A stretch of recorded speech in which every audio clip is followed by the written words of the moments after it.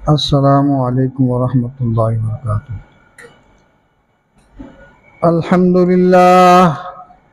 अल्हम्दुलिल्लाह वकफ़ा व सलामुन अला इबादिहिल्लज़ीना इस्तफ़ा।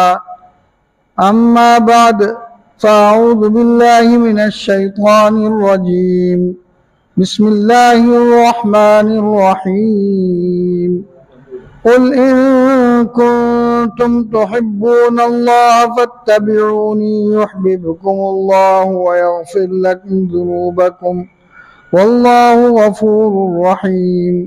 वक़ाल अल्लाहु तबारक व तआला फ़ी मक़ामिन आख़र लक़द कान लकुम फ़ी रसूलिल्लाहि उस्वतुन हसनतुन लिमन कान यर्जुल्लाह वल यौमल आख़िर व ज़करल्लाह कसीरा। वक़ाल अन्नबी सल्लल्लाहु अलैहि वसल्लम ला युमिनु अहदुकुम हत्ता अकूना अहब्बा इलैहि मिन वालिदिही व वलदिही वन्नासि अजमईन। सदक़ल्लाहु व सदक़ रसूलुहुन नबियुल करीम। अल्लाहुम्मा सल्लि अला मुहम्मद व अला आलि मुहम्मद कमा सल्लैता अला इब्राहीम व अला आलि इब्राहीम इन्नका हमीदुम मजीद। अल्लाहुम्मा बारिक अला मुहम्मद व अला आलि मुहम्मद कमा बारकता अला इब्राहीम व अला आलि इब्राहीम इन्नका हमीदुम मजीद। सुब्हान रब्बिका रब्बिल इज़्ज़ति अम्मा यसिफून व सलामुन अलल मुरसलीन वल्हम्दुलिल्लाहि रब्बिल आलमीन। मेरे इंतहाई काबिल कदर बुजुर्गों, अजीज़ों, दोस्तों, मैंने आपके सामने कुरान पाक की 2 आयत और एक नबी अलैहिस्सलाम का फरमान तलावत किया है। तो ये माह रबीउल अव्वल चल रहा है,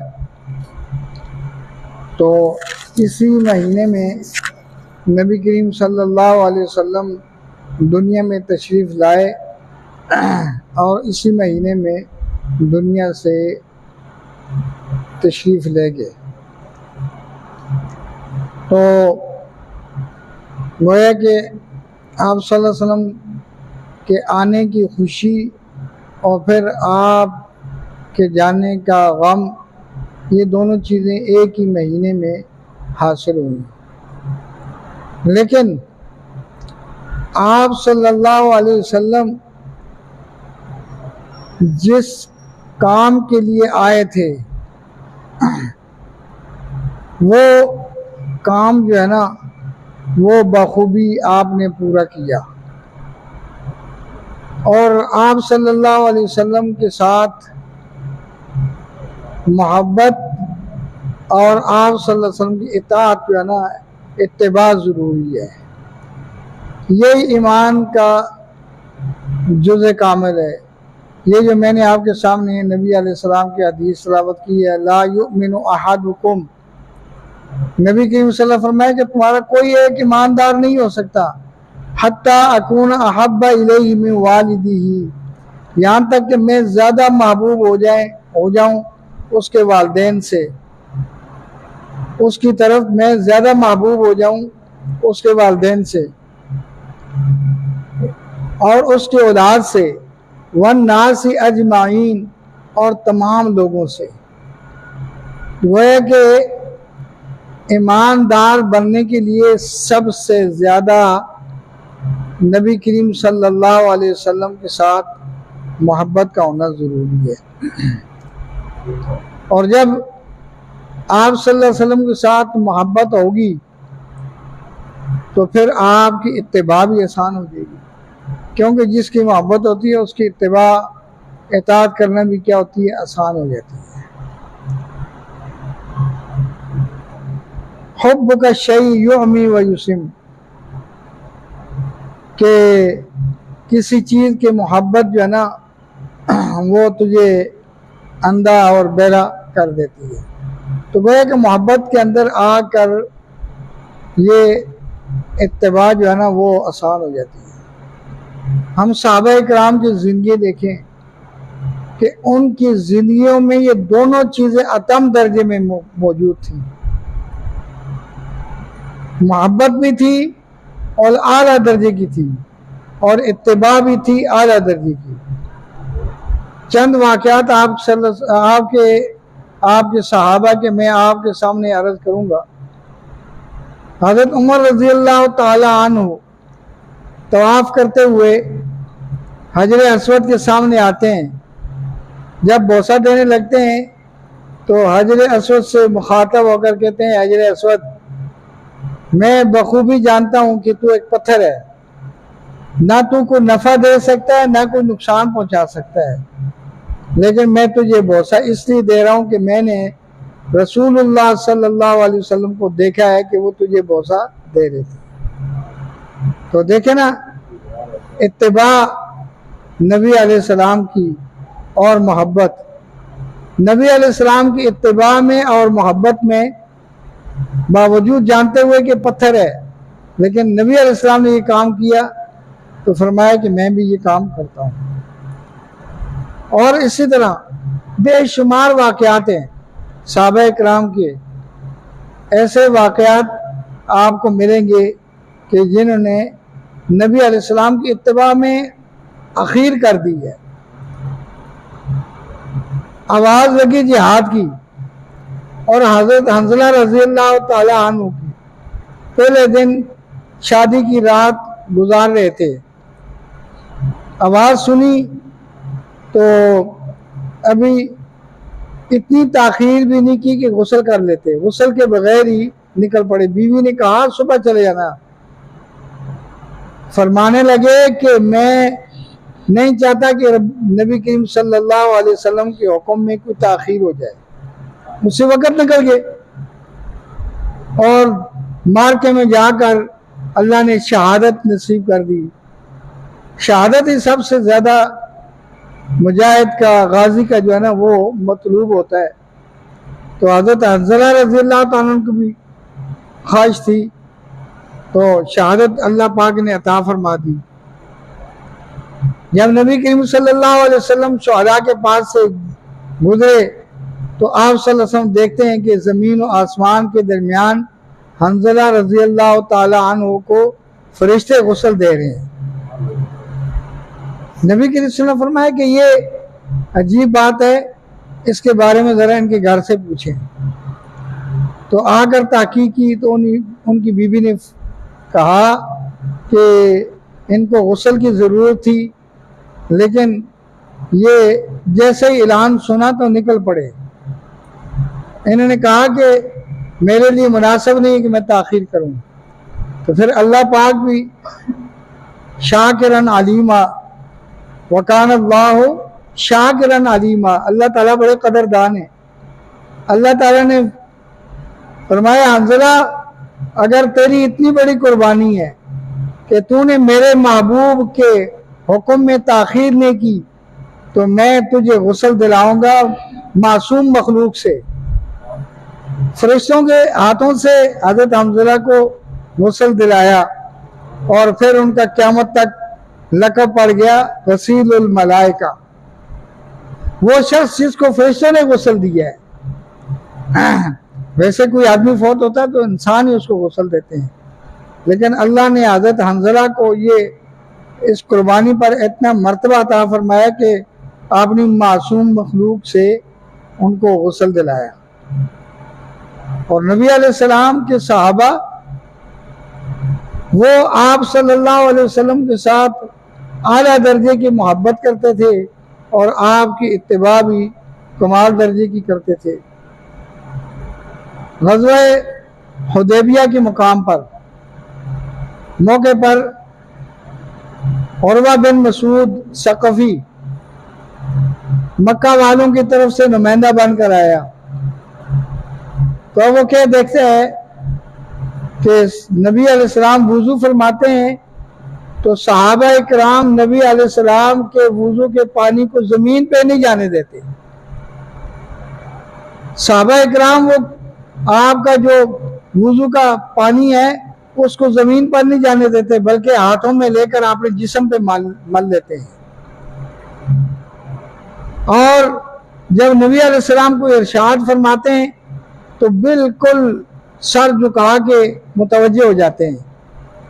उरवा बिन मसूद कहने लगा कि मैं रोम की दरबार में भी गया, फारस के दरबार में भी गया, लेकिन मैंने इस कदर ये जज्बात नहीं देखे जिस तरह के असहाब मोहम्मद सल्लल्लाहु अलैहि वसल्लम के जज्बात हैं। इस कदर मैंने मोहब्बत वहाँ रोम के बादशाह के साथ और फारस के बादशाह के साथ उनकी अवाम के नहीं देखी। उनका इस तरह ताल्लुक नहीं था, वो उनको इतनी अहमियत नहीं। लेकिन नबी अलैहिस्सलाम के सहाबा वो तो कट मरने के लिए तैयार हैं। यहाँ तक कि हज़रत अब्दुल्ला बिन ज़ैद अब्द रबी साहबी हैं, तो अपने घर के बाहर खड़े थे तो उन्हें ये खबर मिली कि नबी अलैहिस्सलाम दुनिया से तशरीफ़ ले गए। तो उन्होंने अपनी आंखों पे हाथ रखा और ऊपर देखने लगे, अर्ज़ करने लगे, या अल्लाह पाक मुझे नाबीना कर दे। क्योंकि ये नज़र तो इसलिए थी कि नबी अलैहिस्सलाम को देखा करता था, तो जब नबी अलैहिस्सलाम नहीं रहे तो अब मैं किसको देखूंगा, इसलिए आप मेरी नज़र मुझसे ले लें ताकि मैं इस नज़र से किसी और को ना देख सकूं। ये देखें, इस कदर कोई मोहब्बत कर सकता है कि अपनी आपसे अजीम नेमत जो है उसके वापस करने का दरख्वास्त कर रहे अपने रब से, ये मुझसे वापस ले लो। क्यों कि इस नेमत के होने का मकसद तो ये था कि नबी अलैहिस्सलाम की ज़ियारत होती है, लेकिन जब वो नहीं होगी तो अब इस नज़र की मुझे ज़रूरत भी नहीं है। और इसी तरह नबी अलैहिस्सलाम के एक सहाबी वो दिन ब दिन कमज़ोर होते जा रहे हैं और चेहरे की रंगत भी बदल गई। तो नबी करीम सल्लल्लाहु अलैहि वसल्लम ने देखा, फरमाया, सोबान क्या हो गया है कि आप इतने कमज़ोर हो गए, चेहरे की रंगत भी बदल चुकी, क्या आप बीमार हो? अर्ज़ की, या रसूलुल्लाह सल्लल्लाहु अलैहि वसल्लम बीमार नहीं हूँ, लेकिन मसला ये है कि चंद दिनों से मुझे फिक्र लायक हो गई, परेशानी लायक हो गई कि जब मैं दुनिया से चला जाऊंगा और अल्लाह अपने फजल करम से जन्नत में ले जाए, तो दुनिया में तो जब भी आपकी याद आती है तो आपके पास आ जाता हूँ, आपको देख लेता हूँ, आंखों की ठंडक हासिल हो जाती है, दिल का सुकून हासिल हो जाता है, शराबी हासिल हो जाती है। लेकिन जब जन्नत में जाएंगे तो ज़ाहिर है आप ऊंचे दर्जे में होंगे, आपका सबसे ऊंचा मकाम होगा, तो हम तो आपको नहीं देख सकेंगे। हमें ये शहादत जो दुनिया में नसीब है वहाँ नहीं नसीब हो सकेगी। तो इसलिए जो है ना, इस फिक्र ने मुझे कमज़ोर कर दिया है। नबी अलैहिस्सलाम खामोश हैं। अल्लाह ताला ने सूरह निसा की ये आयत नाज़िल कर दी, उलाइकल्लज़ीना अनअमल्लाहु अलैहिम मिनन नबिय्यीन वस्सिद्दीक़ीन वश्शुहदाई वस्सालिहीन,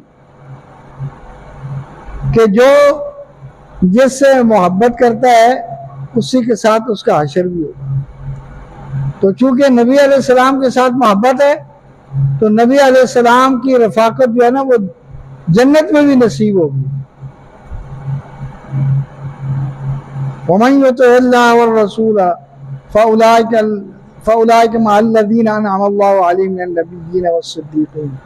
अल्लाह ताला ने ज़ाब्ता बयान कर दिया कि जो लोग अल्लाह और उसके रसूल की इताअत करेंगे तो वो अल्लाह के रसूल हैं जी, और इसी तरह सिद्दीकीन, शुहदा और नेक लोगों के साथ होंगे। तो गोया कि उस सहाबी को ये खुशखबरी मिल गई कि अगर दुनिया में ये साथ हासिल है तो फिक्र करने की ज़रूरत नहीं है, जन्नत में भी नबी अलैहिस्सलाम की रफाकत जो है ना वो नसीब होगी। तो देखें, सहाबा इकराम को किस कदर फिक्र लायक होती थी, किस कदर परेशान होते थे, और इत्तिबा करने में तो इस कदर। हज़रत अब्दुल्लाह इब्न मसूद रज़ी अल्लाह ताला अन्हु मस्जिद के अंदर तशरीफ ला रहे हैं, नबी करीम सल्लल्लाहु अलैहि वसल्लम खुतबा दे रहे हैं, तो आपने फरमाया बैठ जाओ। तो हज़रत अब्दुल्लाह इब्न मसूद रज़ी अल्लाह ताला अन्हु का एक पाँव चौखट के अंदर है और एक बाहर है, वहीं बैठ गए। और जब नबी करीम सल्लल्लाहु अलैहि वसल्लम ने देखा, आपने फरमाया अब्दुल्ला अंदर आ जाओ। तो फिर आप सल्लल्लाहु अलैहि वसल्लम ने फरमाया कि अब्दुल्ला इस तरह क्यों बैठ गए थे। अर्ज़ की या रसूलल्लाह सल्लल्लाहु अलैहि वसल्लम, मैंने जब आपका हुक्म सुना तो मैंने ये मुनासिब नहीं समझा कि एक पाँव अंदर भी कर लूँ, कहीं आपके हुक्म में मानने में ताखीर ना हो जाए। तो देखिए किस कदर आप सल्लल्लाहु अलैहि वसल्लम की इत्तिबा भी कर रहे हैं और आपके साथ मोहब्बत भी फरमा रहे हैं, बिल्कुल जी जरा बराबर ताखीर नहीं है। हालांकि एक पाँव चौखट से बाहर है और एक अंदर, तो दूसरा भी अंदर कर सकते थे, लेकिन नहीं, मुनासिब नहीं समझा कि नबी अलैहिस्सलाम के हुक्म में ताखीर हो जाए, मानने में कोई गफलत हो जाए।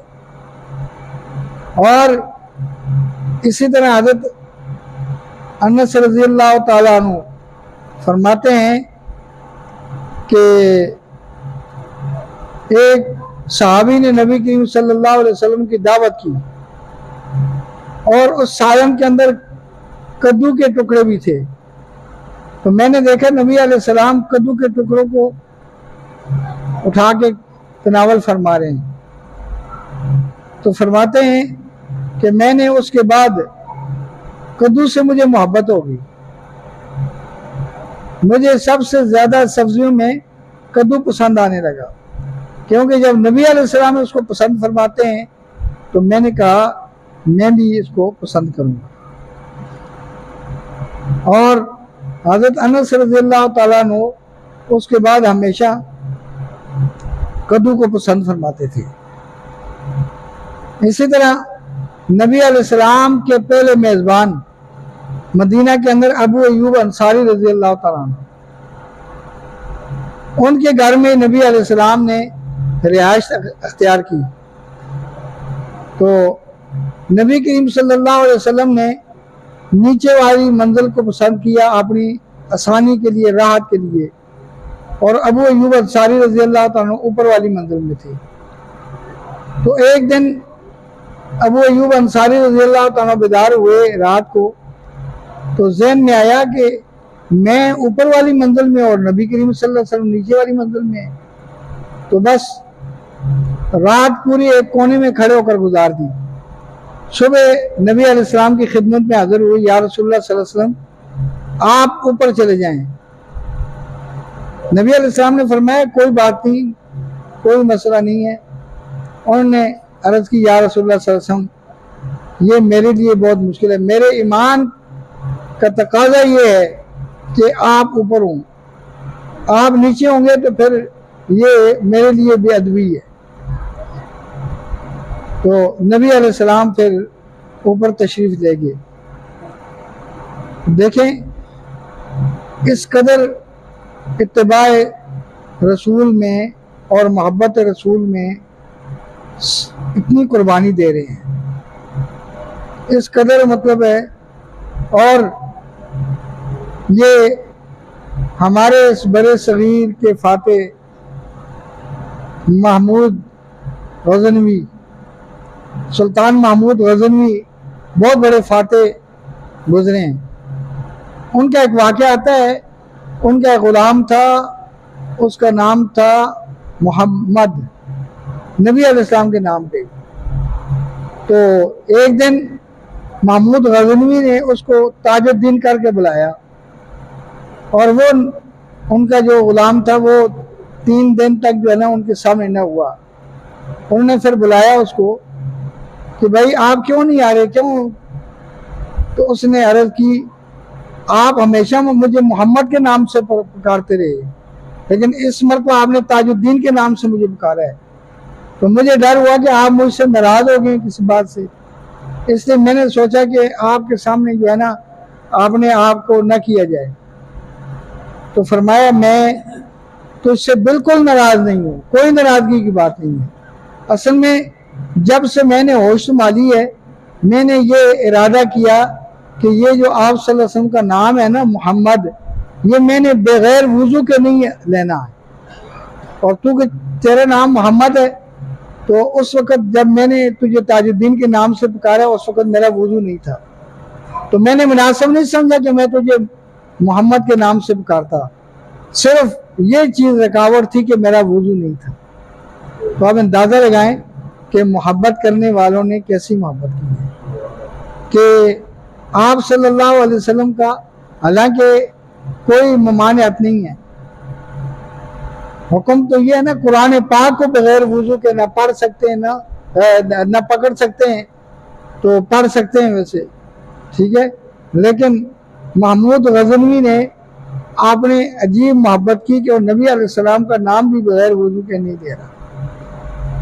तो ये रबीउल अव्वल का जो सबक हमें मिलता है वो ये है कि हमें नबी अलैहिस्सलाम के साथ कामिल मोहब्बत होनी चाहिए और मुकम्मल आपकी इत्तिबा होनी चाहिए।